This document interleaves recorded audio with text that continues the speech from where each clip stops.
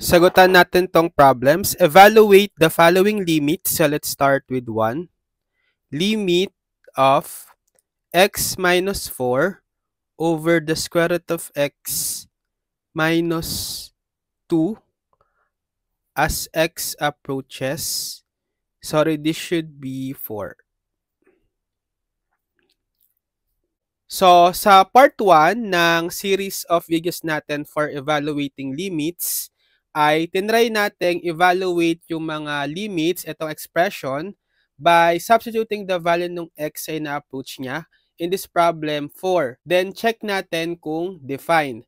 Tapos sa part 2, in case na hindi naging defined, sinimplify natin yung expression, then re-evaluate dun sa same value ng x. Ngayon, gawin na natin yun dito. So, try natin i-evaluate muna itong x minus 4 over square root of x minus 2 at x is equal to 4. Check natin kung define. So, substitute natin yung 4 sa mga x. So, bali 4 minus 4 over square root of 4 minus 2. So, bali 4 minus 4, 0 over square root of 4, 2 minus 2, 0. So, ito yung na-encounter natin sa part 2. Yung 0 over 0 form or an indeterminate form, which hindi natin pwedeng tanggapin as the value of the limit. So, ang gagawin natin is try natin i-simplify kung pwede or i-manipulate natin. Kasi dito, hindi natin pwedeng i-apply yung ginawa natin sa part 2, yung nag-factor tayo. Kasi hindi naman na-factorable yung x minus 4 tsaka square root of x minus 2. Ang gagawin ko ngayon is i-rationalize natin. Usually kapag nakakakita kayo ng mga radicals, okay? So, pag ni-rationalize natin to, so copy lang muna limit of x minus 4 over square root of x minus 2 as x approaches 4. I-multiply natin both numerator and denominator by the conjugate ng expression na may radical. Yung denominator, right, may radical siya na square root of x minus 2. So, paano ba yung conjugate ng square root of x minus 2? So, copy lang yung same first term, square root of x, but get the additive inverse ng second term, meaning yung opposite sign. So, kung minus 2 tayo, gawin natin opposite sign, positive 2. Okay? Then, copy lang din sa numerator, yung square root of x plus 2. So, pag minultiply natin, so numerator times numerator, so pagtabihin ko lang, so x minus 4 times square root of x plus 2 over denominator times denominator. So this time, pwede natin i-apply yung special product shortcut. So magiging difference of two squares lang to kapag nagmumultiply tayo ng dalawang binomial na conjugate of each other. So ang shortcut, square lang natin tong first term, yung square root of x. So we have square root of x squared. Then laging minus square nung second na 2, so 2 square. As x approaches 4. So try natin i-simplify sa magiging limit ng x minus 4 over square root of x plus 2 all over square root of x squared.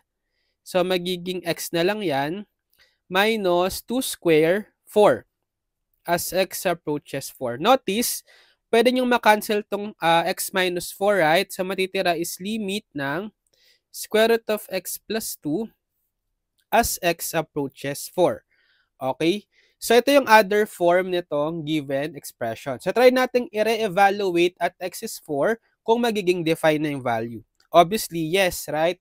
So, substitute yung 4 sa mga x, bali magiging square root of 4 plus 2 or square root of 4, that's 2 plus 2, 2 plus 2, that's 4.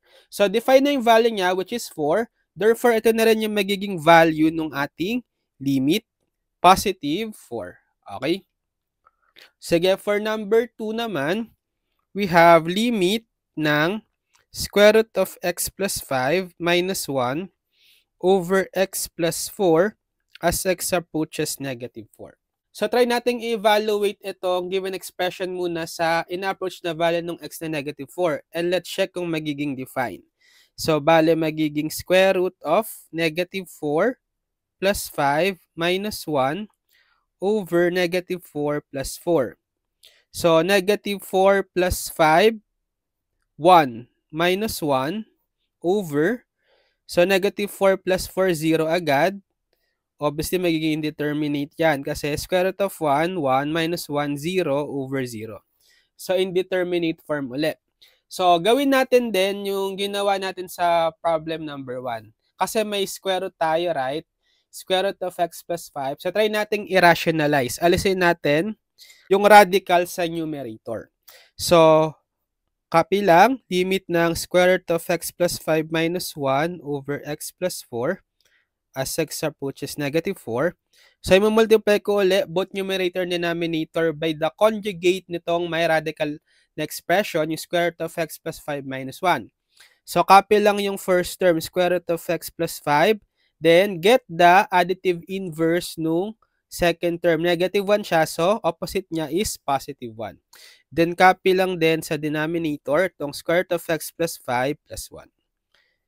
So, multiply natin numerator times numerator. Okay, apply uli natin yung special product, difference of two squares form.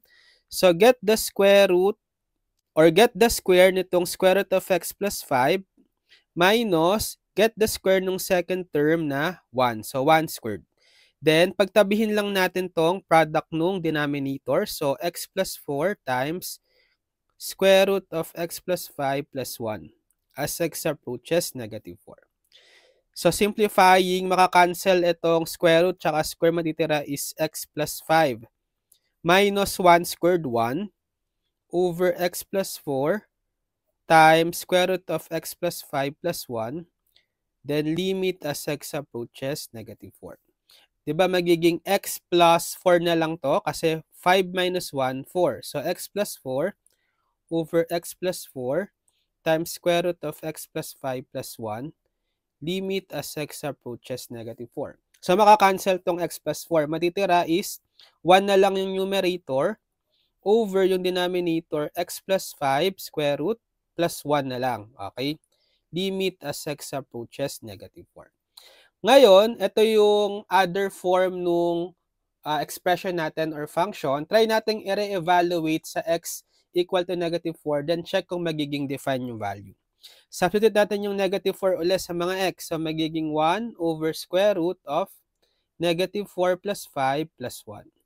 So, 1 over square root ng negative 4 plus 5 ulit. 1, right? Plus 1.